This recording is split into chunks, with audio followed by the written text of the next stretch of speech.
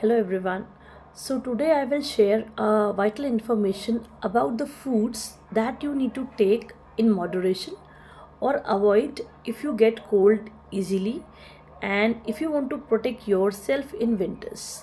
तो मैं जो फूड लिस्ट बताऊंगी इनमें से ये अच्छे हैं, इनको आप या तो कम क्वांटिटी में खाइए या अगर आप ले रहे हैं तो इसे आप आफ्टरनून टाइम में लीजिए जब टेम्परेचर दिन का रिलेटिवली गर्म रहता है as compare to in evening और नाइट टाइम। तो आइए जानते हैं लिस्ट के बारे में, आपको किन चीज़ों को कम क्वांटिटी में खाना है जिससे आप थोड़ा ज़्यादा हेल्दी रहें, आपको ठंडी विंटर्स में कोल्ड कॉफ ये सब ना हो। तो जो पहली चीज़ है वो है क्यूकम्बर और साथ ही में वाटरमेलन। तो जो तरबूज है, जो ककड़ी है, जो खीरा है, ये सारी चीज़ों में वाटर कंटेंट ज़्यादा होता है एंड अगेन ये शरीर को ठंडा रखते हैं। और विंटर्स में हम चाहते हैं कि शरीर गर्म रहे, ठंडा उतना ना रहे। तो अगर आप रायता ले रहे हैं ककड़ी का, खीरे का, तो इसको आप दोपहर में लीजिए, थोड़ा कम क्वांटिटी में लीजिए, नॉट इन ग्रेटर क्वांटिटी। अब अगली चीज़ है वो है प्रोबायोटिक्स में जो अच्छे सोर्सेस हैं विच इज़ लाइक दही एंड श्रीखंड। तो इस तरह की जो चीज़ें होती हैं अगेन ये बॉडी को ठंडा करती हैं। तो अगर आप इन्हें ले रहे हैं तो एक मॉडरेट क्वांटिटी में लीजिए और जब लें तो प्रेफरेबली या तो थोड़ा सा 9 o'clock 10 o'clock वाला ब्रेकफास्ट जो लेट ब्रेकफास्ट होता है उस समय लीजिए या लंच में लीजिए।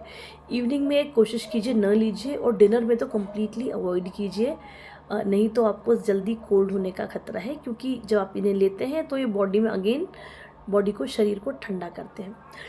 इसके अलावा अगर आप मिंट, पुदीना, धनिया लेते हैं तो इनका भी बॉडी में कूलिंग इफ़ेक्ट है। तो अगर आप इस तरह की चीज़ें कंज्यूम कर रहे हैं तो आफ्टरनून में लीजिए और क्वांटिटी आप अपने आप हिसाब से देखिए, है ना, बहुत ज़्यादा मत लीजिएगा। अगली चीज़ है सिट्रस फ्रूट। सिट्रस फ्रूट में आया है नींबू, संतरा, मौसम्बी, ये सारी चीज़ें। तो इसको आप अगर ज़्यादा क्वांटिटीज़ में लेते हैं तो अगेन ये बॉडी में इसका कूलिंग इफ़ेक्ट ज़्यादा रहता है। आप कम क्वांटिटी में ले रहे हैं नो प्रॉब्लम, और ऐसा नहीं है कि आपको ये सिट्रस फ्रूट अवॉइड करने हैं, क्योंकि ये जो सिट्रस फ्रूट होते हैं विटामिन सी हमको इम्यूनिटी प्रोवाइड करता है, लेकिन इसको आप एक लिमिटेड क्वांटिटी में लीजिए। और अगर ले रहे हैं तो ऑफ कोर्स जैसे मैंने आपको बताया है आफ्टरनून टाइम में लीजिए तो थोड़ा बेटर है और ज़्यादा कूलिंग प्रॉपर्टीज़ का नहीं रहेगा। इसके अलावा जो अगली चीज़ है ग्रीन लीफी वेजिटेबल, जिसमें से ग्रीन लीफी वेजिटेबल में भी कुछ वेजिटेबल होती हैं जो शरीर को गर्म करती हैं, जिस तरह जो हमारे दादी नानी कहते हैं कि बथुए का रायता खाओ या सरसों का साग और सरसों की सब्ज़ी इन विंटर्स लो। तो अगेन कुछ वेजिटेबल्स होते हैं, लीफी वेजिटेबल्स की बात कर रही हूँ मैं, जो शरीर में हीटिंग इफ़ेक्ट करते हैं। उसी तरह जो लेट्यूस है या स्पिनच या पालक हैं, अगेन ये बॉडी में कुछ कूलिंग इफ़ेक्ट रखते हैं। तो इस तरह के वेजिटेबल को आप थोड़ा समय देखकर खाएं या क्वांटिटी अपने हिसाब से, यू नीड टू मॉडरेट। अगला चीज़ है आइसी बेवरेज, कोल्ड ड्रिंक्स है या कुछ कोल्ड ड्रिंक्स हुए, आइसक्रीम्स हुए या कुछ ऐसे फ्रोज़न फूड्स हैं, उनको भी आप देख के अपने हिसाब से आप लीजिए। अगर आप ज़्यादा लेंगे तो again you will have cold. और अगली चीज़ है वाटरमेलन।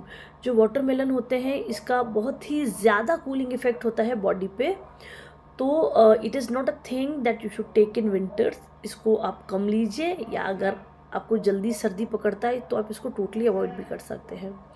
तो ये कुछ फूड्स थे जो ठंडी में आपके बॉडी को और ज़्यादा ठंडा कर सकते हैं, और आप इनको लीजिए या अवॉइड कीजिए अगर आपको बहुत ज़्यादा साइनोसाइटिस या इस तरह के इश्यूज़ हैं। अदरवाइज़ आप इनको मॉडरेशन में ले सकते हैं, या इस तरह दिन के समय जैसे दोपहर हुआ, जब रिलेटिवली टेम्परेचर ज़्यादा रहता है एंड आपका बॉडी का एक्टिविटी लेवल भी ज़्यादा रहता है, जिससे कि आपका शरीर थोड़ा गर्म रहे और इनके ज़्यादा कूलिंग इफ़ेक्ट से हम बच सकें। Thank you so much. Please share this video with everyone, because if you share then you care. That's it. Thank you. Bye.